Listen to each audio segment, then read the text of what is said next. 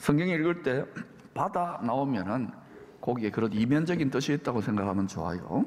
왜 쉼없이 파도치는 바다에 비유를 했을까요?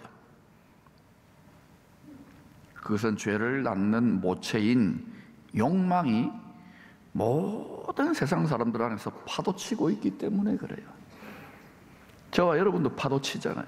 한시도 이 마음은 가만히 안 있어요. 출렁출렁 거리는 거예요. 이 세상에 보이는 모든 것들은 보이지 않는 세계인 마음의 반영입니다. 하나님과 하나님에 속한 영물들인 천군 천사들이죠. 그 마음의 반영이기도 하고, 이 세상의 신인 사단의 마음에 따르는 정렬된 타락한 천사들의 마음의 반영이기도 하고, 또 그 잠시 천사보다 못해진 이 땅을 살아가는 사람들의 마음의 반영이기도 해요. 나타난 모든 것이 그렇다고요. 결국은 이 세상은 마음의 집이에요.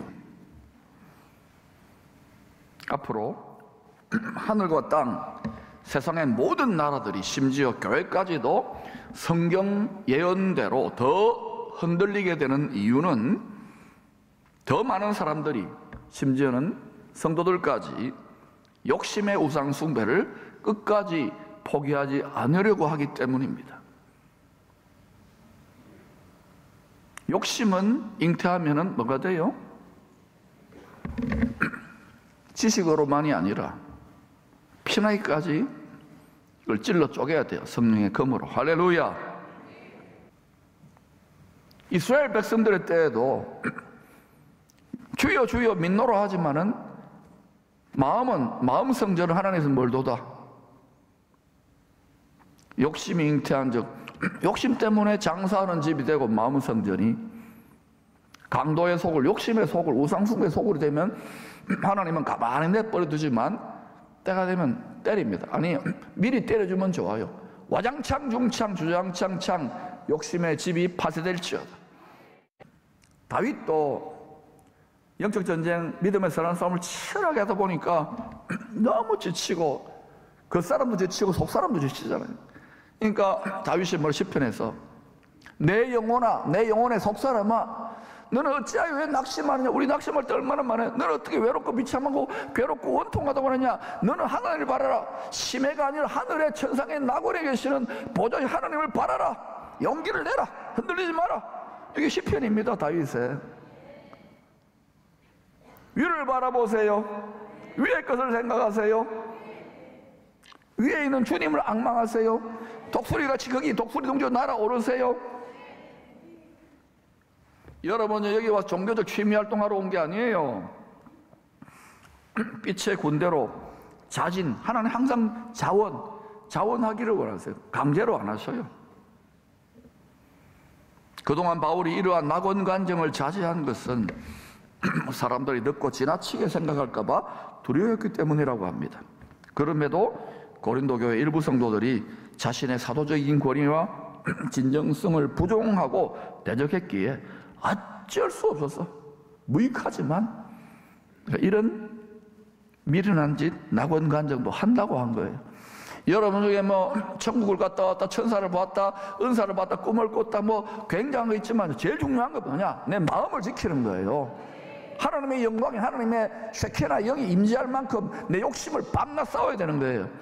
아무리 환상 보고 영을 봐도 순간순간 5만 가지 생각과 유혹들이 오는데 그게 다 왜곡되는 거 아닙니까? 영계를 열어도 문제고 닫아도 문제고 열릴지어다. 열렸으면은 심해 바닥으로부터 위에까지 하늘 보좌까지 구름 기둥 불 기둥으로 왔다 갔다 해야 돼요. 천사가. 할렐루야. 그건 십자가의 영광, 자기 십자가를 즐겁게 지고 가는 그런 상태까지 연단되어지지 않으면 오히려 그 은사나 그 환상이나 그 체험이나 그 낙원 때문에, 그 입신 때문에 화가 생기는 거예요. 우리가 얼마나 교만 덩어리고 욕심 덩어리인데요. 뼛속까지 거울속까지. 인정? 가심 이해하십시오. 통과됐습니다. 하늘의 에덴 동산에서 받은 환상과 계시로 인하여 영적 교만에서 보호하기 위하여 하나님께서 육체의 가시, 하나님이요, 사탄의 사자를 꽂아 놓았다고 하지 않습니까? 쉽게 말하면 몸에 계속적인 고통을 줄 수밖에 없는 독침을 꽂아 놓은 채로 바울이는 살아라 이거예요. 바울이 얼마나 힘들었겠어요. 육체에 가신데 학자들은 여러 가지로 추정합니다만 이걸 뽑아달라고 세 번만 했겠어요? 수없이 쫄라댔겠죠. 이게 복음자를 사명 갚는데 괴로워요. 도움이 안 돼요. 근데 자기의 기대나 기도와는 전혀 다른 응답을 주십니다. 9절입니다. 같이 읽어볼까요? 시작. 내 은혜가 내게 족하도다. 이는 내 능력이 약한 데서 온전하여 짐이라 하신지라. 우리 이런 노래 많이 부르잖아요. 내 은혜가 뭐죠? 예, 해보세요. 크게 해보세요. 하여튼 은혜가 족하다고 자꾸 이렇게 노래 찬양도 하잖아요. 찬양하는데 우리는 어때요? 실제로는 가시 겪으면 굉장히 괴롭잖아요. 육체의 가시로 인하여 육성에 대해서 세상의 정욕과 육체의 정욕에서 약해졌기 때문에 어쩔 수 없이 하나님께만 따개비처럼 딱 붙어서 살 수밖에 없게 된 겁니다.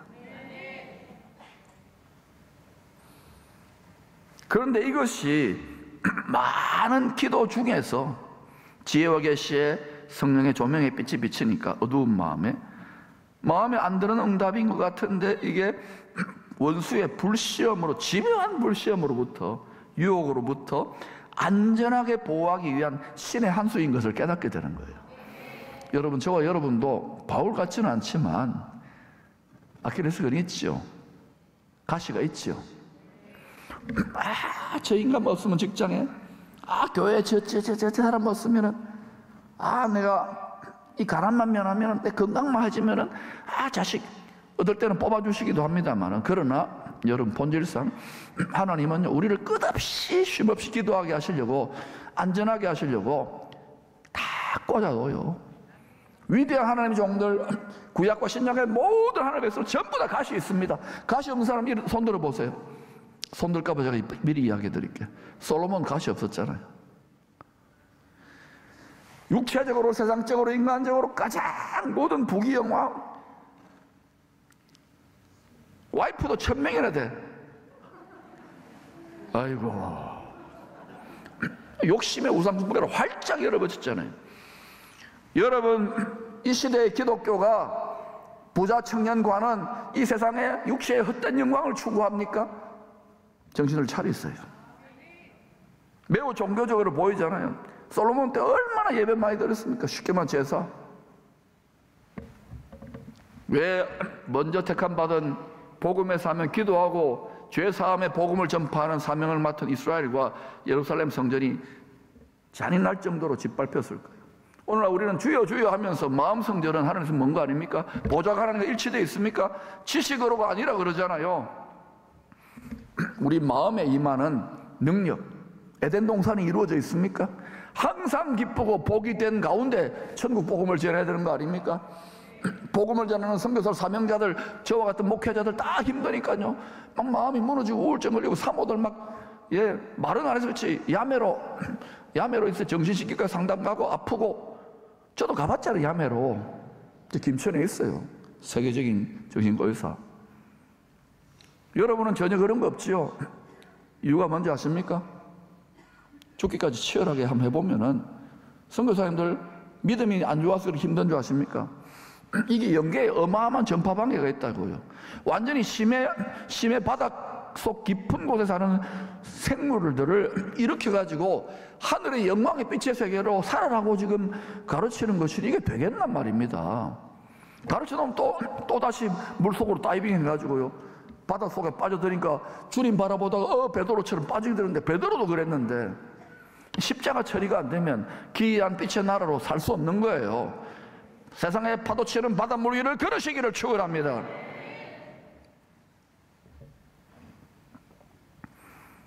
이 세상 육체의 지각으로는 도저히 받아들이기 힘든 고통이었습니다. 그런데 가장 높은 하늘에 나번에 계시는 하나님 입장에서는 사랑하는 성도들, 특별히 끔찍이 아끼고 사랑하는 종인 바울을 보호하기 위한 섬세하고도 친절한 사랑의 배려였어요. 이해하기 힘들죠. 받아들이기 괴롭지요. 생각이, 의식이 혁명이 일어나는 거예요. 그래서 타락한 천사들이 바울이 얼마나 중요한 사명을 맡았습니까? 마구마구 쏘아대는, 저 바울만 없으면 이방인들에게 복음 전하는 게 늦어질 건데 막 불화살, 불시험을 쏘아대는 거예요. 몸과 마음이 지치고 힘들고 깨어지고 상했지만 바울은요 어떻게 치료했느냐고요? 도리어 크게 기뻐하고 기뻐하노라. 이거 낙원의식, 천상의식 아닙니까? 여러분이 복음의 사명을 외친다고 이 신앙의 말씀의 스피릿으로 세상에 가서 충돌해 보세요. 여러분, 돈이 판치고 권력이 판치고 음란이 판치는 세상에 충돌해 보세요. 여러분, 안 깨지고 베겨요? 아예 충돌 안 하고 벌써 타협하고 벌써 자빠져 있으니 그렇죠. 그러나 여러분, 기쁨에게 다를 줄 믿습니다. 이곳이 에베소와 같은, 적어도 주오실 때까지 변질되지 않는 세계선교 기지 도시 되었으면 좋겠어요. 여러분이 기도하면 됩니다. 선포하고 조롱만 하면 그러면 안 될 거예요. 우리 자녀들을 위해 하십시다. 육체의 가시로 짓눌리고 무겁고 어두웠던 지상의식, 바울의 육체의식이 성령의 밝은 빛의 조명을 통하여 낙원의식, 천상의식으로 변화되었기에 넉넉히 이겨낼 수 있었던 큰 기쁨의 고백입니다. 암도 고통도 바울은요 얼마나 많이 얻어맞았어요. 그러면요 몸과 마음이 다 끝장납니다. 그런데도 자기 사명을 감당할 때까지는 절대 죽지 않았어요. 여러분 2만 수천 킬로를요 1, 2, 3, 4차 살 때까지 다 감당하고요, 감옥에서 여러분 로마 황제가 이래버리면요 죽음의 두려움도 다 초월해버린 거예요. 천상의식으로 무장될지어다. 그게 여러분의 원통함과 여러분의 질병과 여러분의 가난과 여러분의 모든 것을 양으로 생명께 풍성하게 얻는 비결입니다. 그러므로 와장창 중창 다시 부수고 새로 지으시기를 축원합니다. 이런 낙원의식을 얻고자 스스로 하나님같이 되려는 옛뱀 미혹의 영들의 뿌리를 둔 각종 죄인들의 세대로 각종 수행법, 영적 가르침들이 있어 왔어요. 그리고 이게 오히려 더 인기가 많은 거예요. 왜? 욕심의 우상 숭배 성전을 무너뜨리지 않고 그대로 놔두고 거기에다가 여러분 연탄 같은 데다가 물로 씻어보세요. 계속 꾸중물만 나오지. 그런데도 좋다, 편안하다. 속임당하지 마시기를 축원합니다. 다 유사품이요, 다 짝퉁입니다.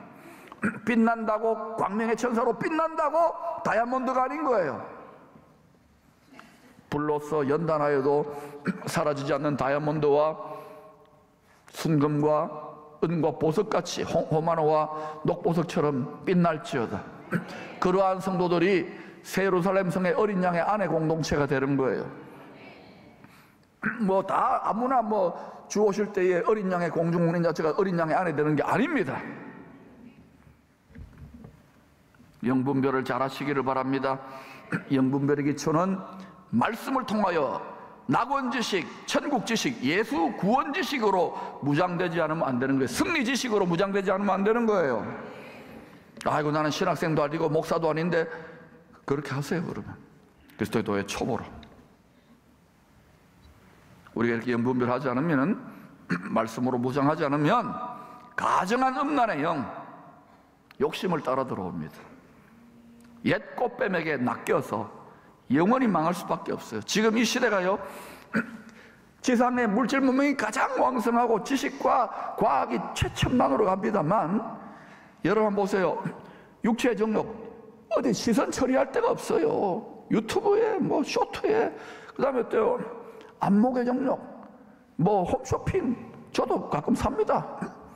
또 뭐 있어요, 뭐 이생의 자랑, 명예시 확 부추기고, 우리 얼마나 좋아해요. 뭐 감투 쓰고 장되고 해야 됩니다. 거룩한 것을 위해서. 그러나 왜 하냐? 마음에 숨은 동기가 뭐냐는 거예요. 다 드러나고 말 것입니다. 불꽃 같은 눈에 벌거벗은것처럼 다 드러나요. 처음부터 그랬어요. 오직 따개비처럼 하늘의 낙원에 계시는 주님께 힘을 다하여, 마음을 다하여, 뜻을 다하여, 심지어는 생명을 다하여 딱 붙어 살아야 승리합니다. 그리할 때 험악한 세상을 넉넉히 이기는 낙원의식으로 항상 승리할 수 있습니다. 데살로니가전서 5장 16, 18절은 바울이 실전으로 터득한 생활 선교사 실전으로 터득한 낙원의식으로 살아가는 일체의 비결입니다. 같이 읽어볼까요? 시작. 항상 기뻐하라. 쉬지 말고 기도하라. 범사에 감사하라. 이것이 그리스도의 손에서 너희를 향하신 하나님의 뜻이니라. 아니, 목사님 어떻게 삽니까? 세상이 장난이 아닌데. 그런 소리 하지 마세요. 좌우지간 들어보세요. 첫째, 쉬지 말고 기도하라고 하십니다. 누가요? 제가 하라고 했습니까? 하나님이 하라고 했습니까? 예? 다시요. 누가 하라고 했어요? 하늘에 계시는 하나님과 아버지고 신랑 예수, 남편 예수님입니다. 더 자주 더 많이 성령으로 무선 통신을 하시기를 축원합니다. 여러분, 여자분들 모처럼 여고동창이나 친구들 반가운 친구 만나면 막 떠들어요. 요새 어느 백화점 좋고 여기 세일한다. 야, 이게 더 좋고 요거 더 마시고 요거 건강하다. 정보를 자녀 교육 정보 주고받고 한 3시간 하고 난 다음에 대충 짧게 끊고 만나서 이야기하자고. 무슨 통신을 얼마나 많이 합니까? 자녀들하고도 하고. 그런데 여러분, 영원한 가족입니다. 아무도 아멘 안 하네요. 하나님 아버지하고 좀 대화 좀 해보세요. 예수님하고 신랑입니다. 남편입니다. 좀 대화 좀 해보세요. 한 집에 한 지붕에 살아요. 천국이라고 하는. 거의 남남이야. 예수 믿는 거하고 얼마나 화목하고 하나님하고 아버지가 얼마나 화목합니까?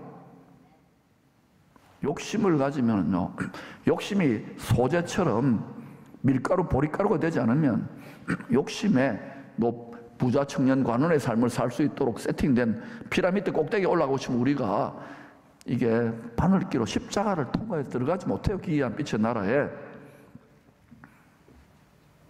해봅시다. 하늘에 계신 하나님과 더 자주 더 많이 무선 통신, 성령 무선 통신, 안부도 묻고 자주 이야기하고 사랑해요 아빠 주름살 펴드릴게요 이러면은요, 더 자주 낙원이 하나님 아버지의 소리가 음성이 들리고 낙원이 더 환하게 밝게 비치기 시작해요. 여러분이 아프고 가난하고 힘든 거 아는데 자꾸 위를 바라봐야 돼요.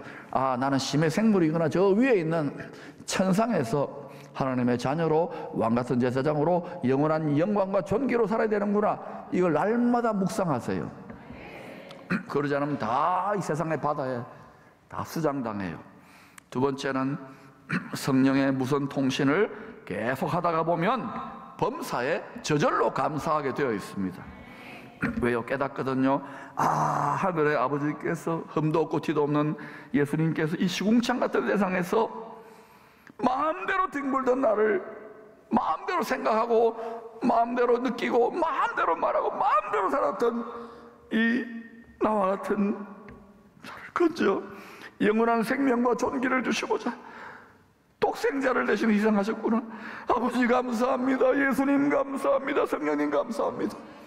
이 근원적인 감사가 회복되어질 때에 우리는 범사에 모든 일에 굳은 일이나 좋은 일이나 아프거나 건강하거나 모든 일들에 대해서 감사할 수 있는 천상의식, 낙원의식으로 항상 살 수가 있어요.